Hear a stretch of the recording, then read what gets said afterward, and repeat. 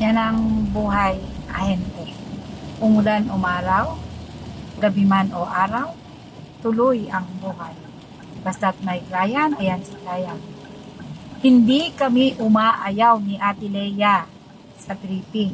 Abay, yan ang aming kailangan eh. Anong masasabi mo, Ate Leia, tayo'y binabagyo na sa daan? Ah? Ano masasabi mo? More clients sa ulan. Yan, more clients daw sa ulan. Clients, alam na. O, tinan mo, yung aming clients, hindi yan na baha.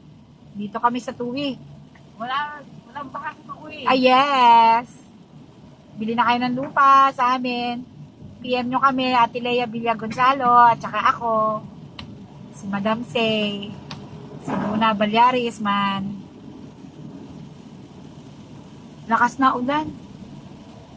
Kami ngayon ay tapos na mag-tripping at niyaya kami ni client sa somewhere magdi-dinner daw kami and mag-uusap kami about sa mga property.